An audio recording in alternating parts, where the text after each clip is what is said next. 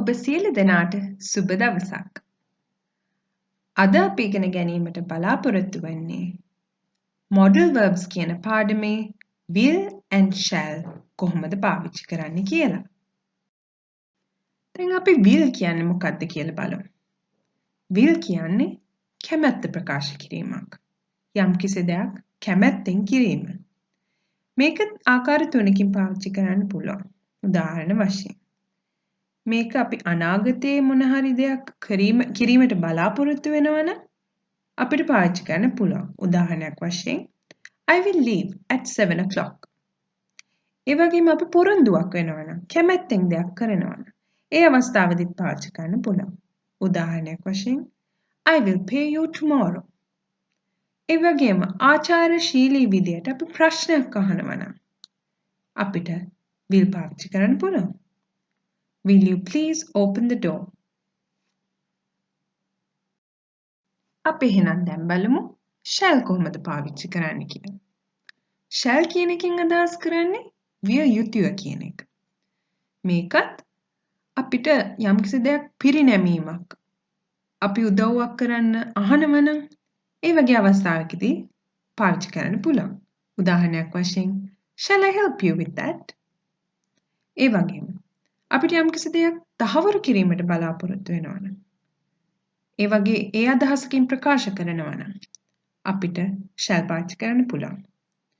I shall meet you there at midnight.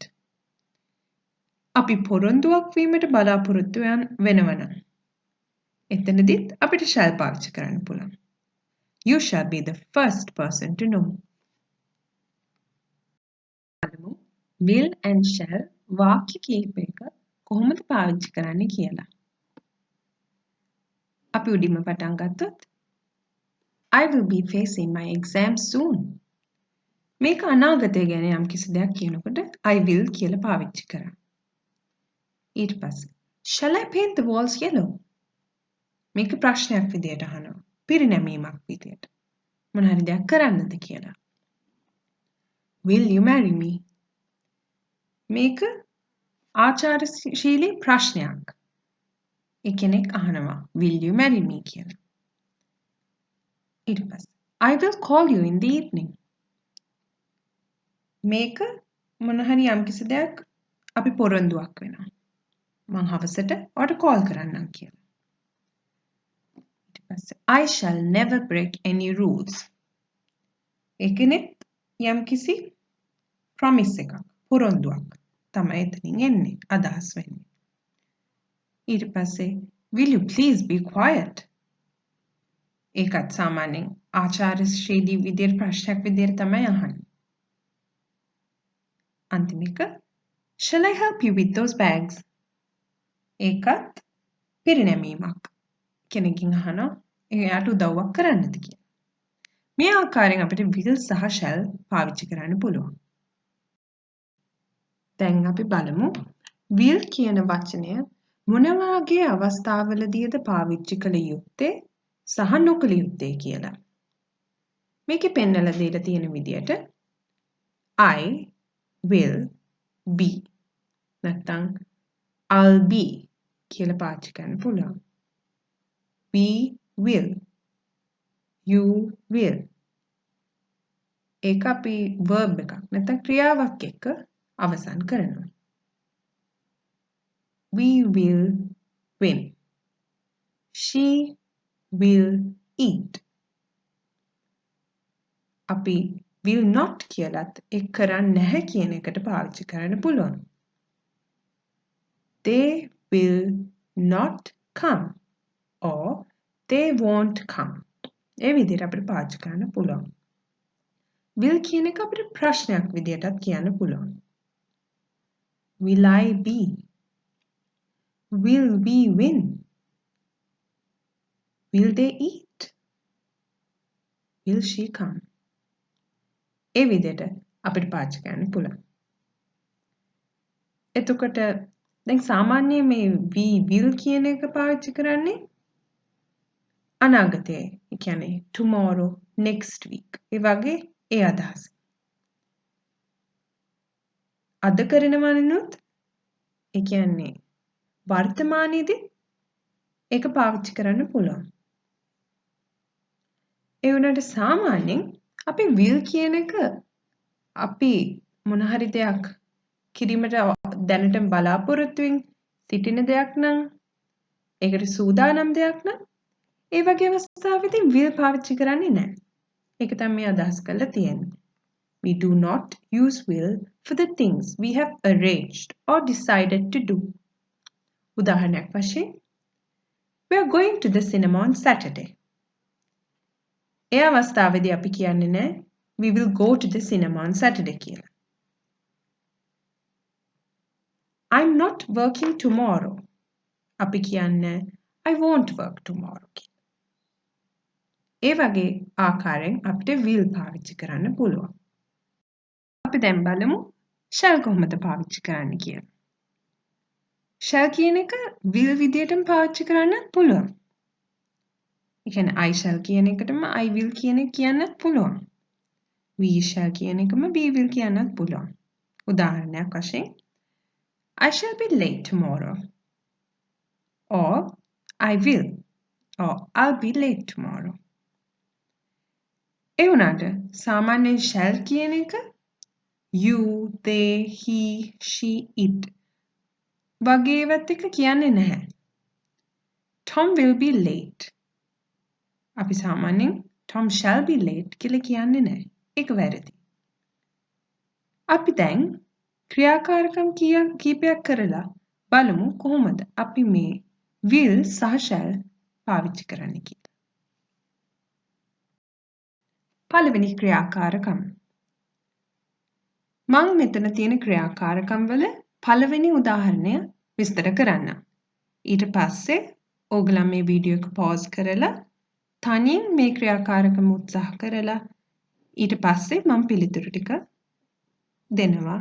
ඒක play කරලා බලන්න පුළුවන්. මම ප්‍රශ්න කියවන්න. Helen is traveling in Europe. Complete the sentences with she was, she is or she's or she'll be. දැන් මෙතන තියෙන වාක්‍ය ඔය she was, she is, she'll be කියන වචන තුන පාවිච්චි කරලා සම්පූර්ණ කරන්නයි තියෙන්නේ. අපි පළවෙනි උදාහරණය බලමු. Yesterday blank in Paris. මේකට ගැලපෙන්නේ yesterday she was in Paris. ඒකද yesterday she is in Paris. ඒකද yesterday she'll be in Paris. yesterday කියන්නේ ඊයේ. ඒ කියන්නේ අතීත කාලේ. ඒ වගේ අවස්ථාවකදී අපි පාවිච්චි කරන්න ඕනේ was කියන එක. is කියන එකෙන් අදහස් කරන්නේ වර්තමාන කාලේ.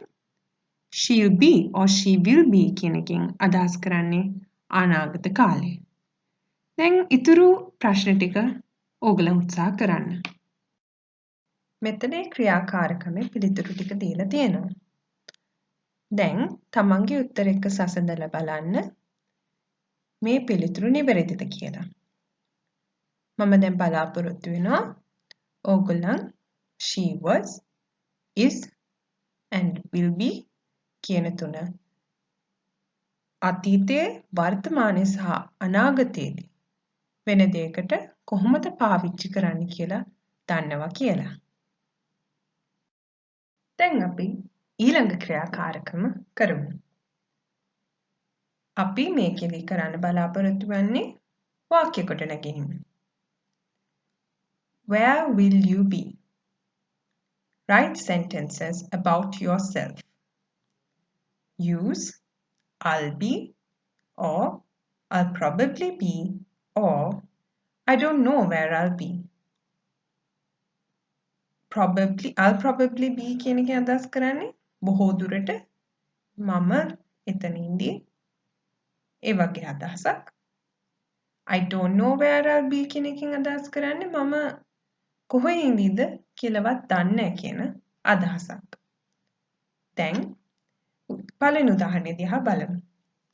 At 10 o'clock tomorrow, I'll probably be on the beach or I'll be at work or I don't know where I'll be.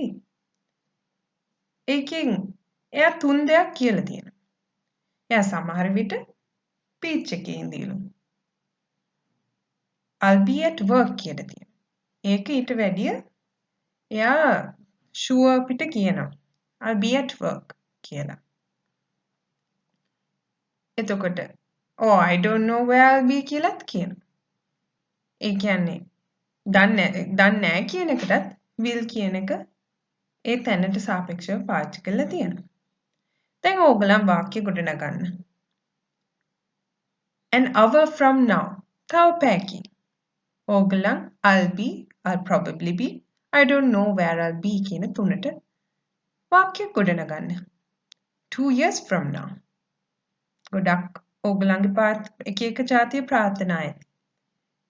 ඒ බලාපොරොත්තු ප්‍රාර්ථනායක ඒ වචන තුන පාවිච්චි කරලා වාක්‍යයක් ගොඩනගන්න.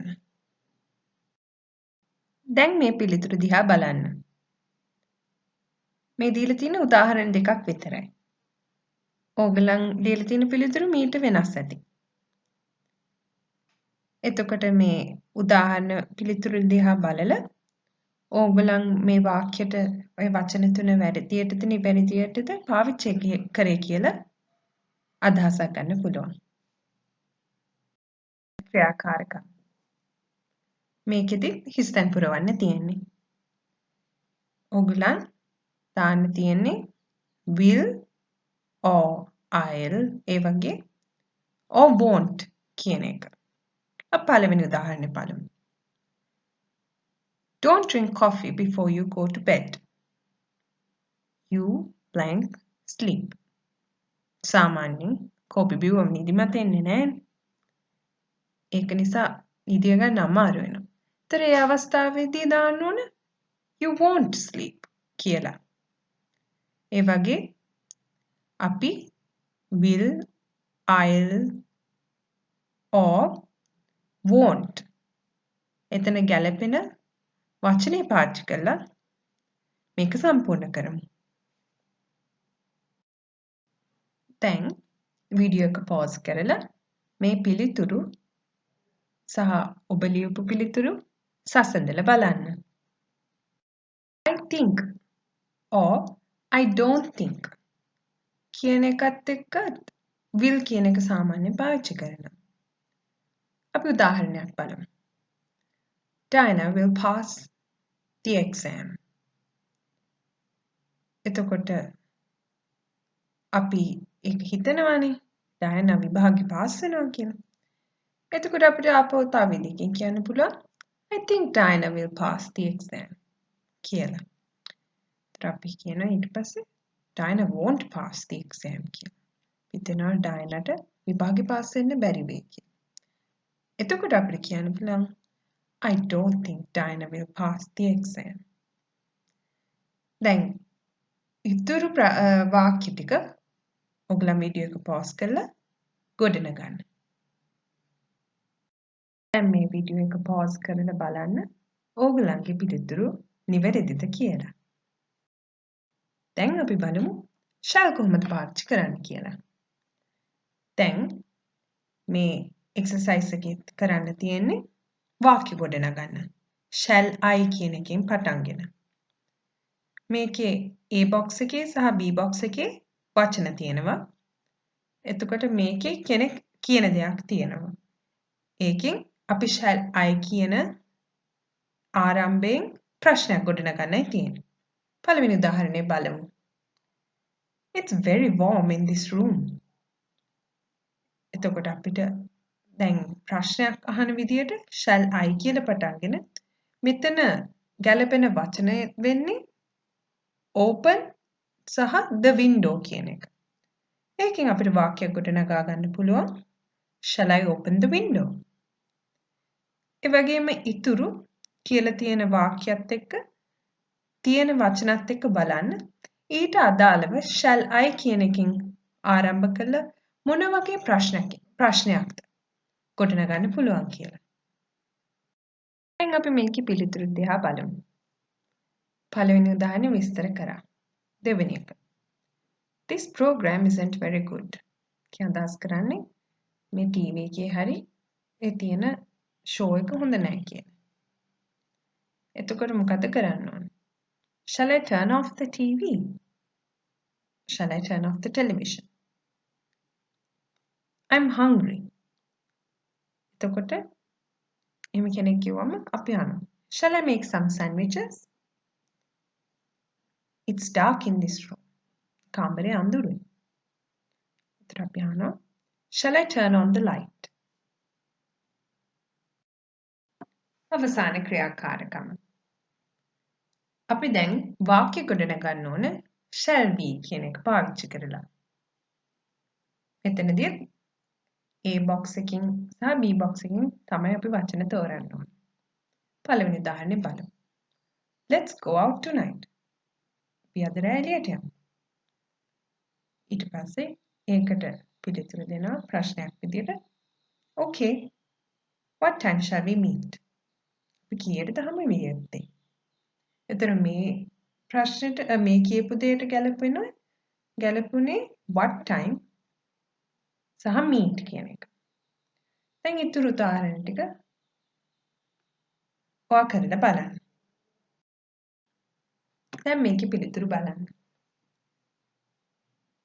එතකොට තියලා තියෙනවා ඊතුරු ටිකෙත් ඒ shall we කියන එක පාවිච්චි කරලා ප්‍රශ්න ගොඩනගලා තියෙනවා.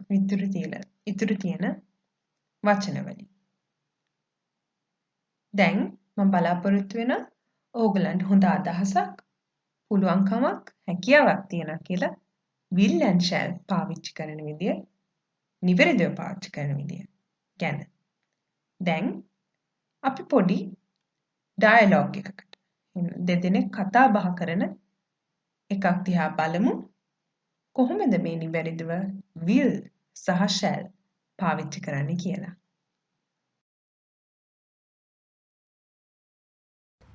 ඔබට සුබ දවසක්. අද අපි කිරීමට බලාපොරොත්තු වෙන්නේ modal verbs කියන පාඩමේ අපි කොහොමද will and shall කියන දෙක පාවිච්චි කරන්නේ කියලා. When will you go to the supermarket? I shall go to the supermarket in the evening. Will you be able to buy groceries? Yes, I will. Shall I come with you? Yes, you may. බොහොම ස්තුතියි. ඔබ සියලු දෙනාටම සුබ දවසක්.